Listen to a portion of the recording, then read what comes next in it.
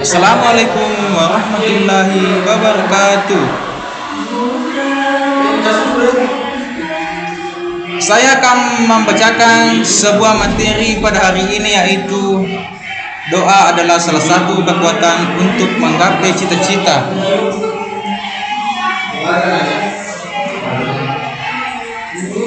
Mari kita berdoa sebelum materi dimulai.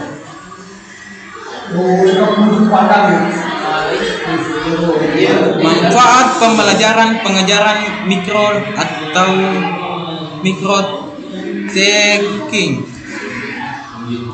menumbuhkan kepercayaan diri di depan kelas, mampu merencanakan, memanah rencana dan mengaplikasikan ke dalam proses pembelajaran, mendapatkan banyak inspirasi di saat mengamati teman-teman sejawat yang sedang praktik mengajar,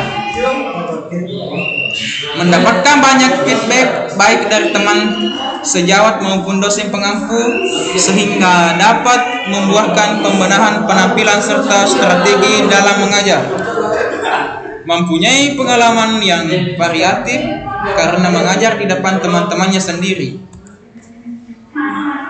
Komponen-komponen keterampilan dasar dalam proses pengajaran mikro taking menurut Alien and Ryan 1969 dalam buku Zainal Asril 2011-67 mengemukakan 4 komponen dasar mengajar, antara lain yaitu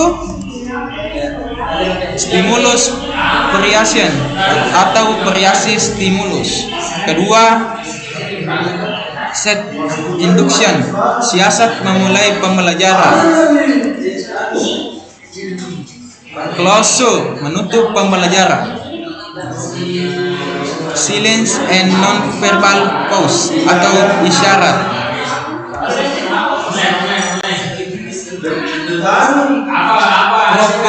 Profesionalisme guru, syarat guru yang profesional.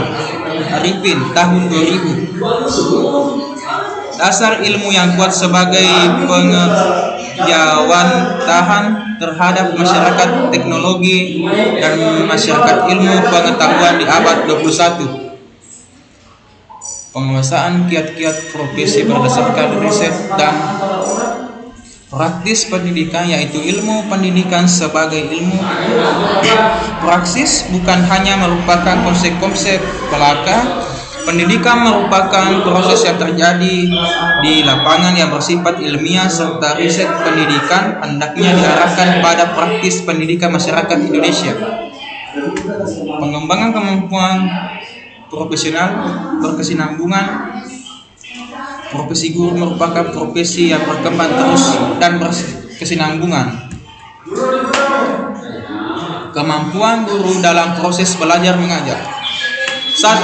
Mampu menguasai bahan bidang studi. 2. Mampu mengelola program belajar mengajar. 3. Mampu mengelola kelas. 4. Mampu mengelola dan menggunakan media serta sumber belajar. 5. Mampu prestasi belajar mengajar, memahami prinsip-prinsip pengelolaan lembaga dan program pendidikan. Yang terakhir, menguasai metode berpikir, terampil memberikan bantuan dan bimbingan kepada siswa, meningkatkan kemampuan menjalankan misi profesional, memiliki wawasan tentang penelitian pendidikan,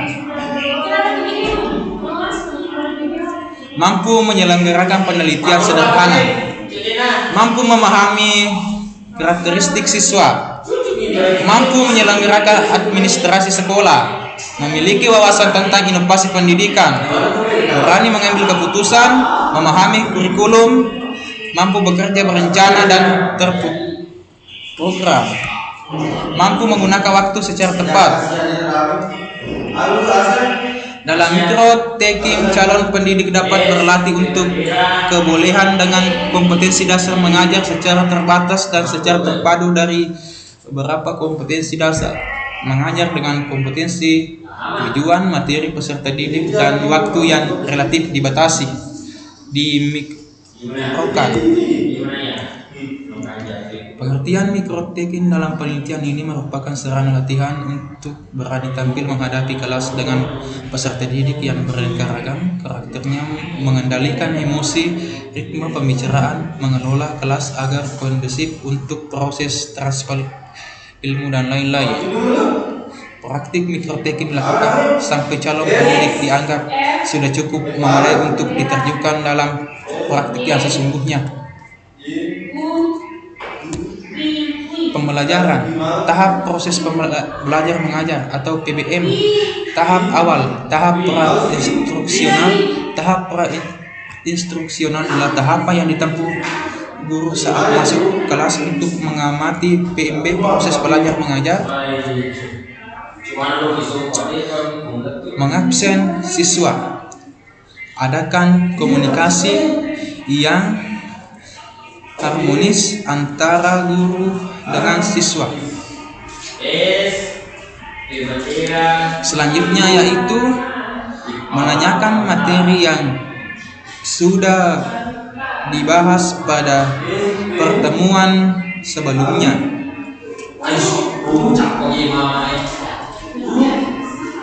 Memberi kesempatan siswa untuk menanyakan materi yang belum dipahami.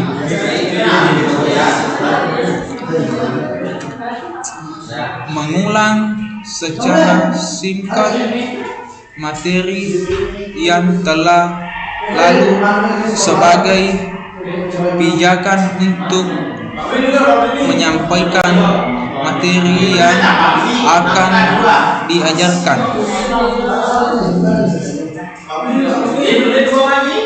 Selanjutnya mengadakan pretest, yaitu menjajaki tingkat kepahaman siswa terhadap materi yang akan diajarkan.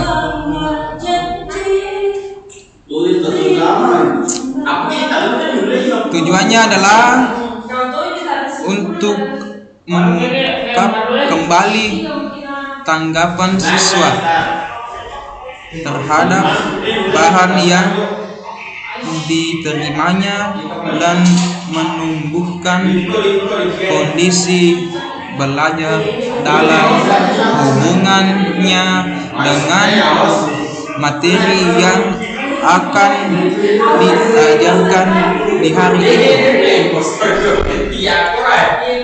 B.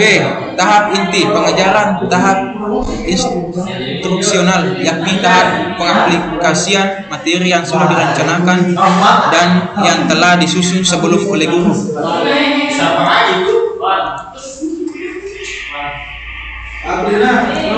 Menjalankan kepada siswa mengenai tujuan pengajaran yang harus dicapai setelah pembelajaran, menuliskan pokok-pokok materi yang akan dibahas pada hari itu, membahas dan menerangkan materi yang sudah ditetapkan.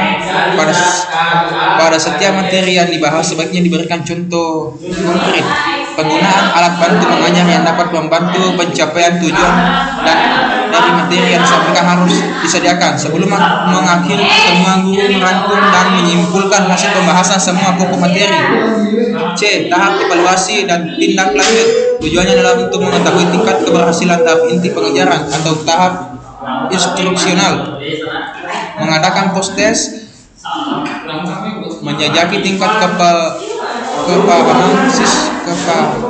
kepahaman siswa terhadap materi dengan mengajukan pertanyaan mengenai materi yang dibahas, baik secara lisan maupun tulisan. Guru memberikan pekerjaan rumah yang ada hubungannya dengan materi yang dibahas dengan cara yang variatif untuk memperkaya pengetahuan siswa. Thank you. Semoga dalam pemaparan materi ini dapat dipahami dengan baik. Amin. Semoga sukses dalam menjalankan tugas dan fungsi selaku mahasiswa. Iya, makanya bicara kok bisa. Ada.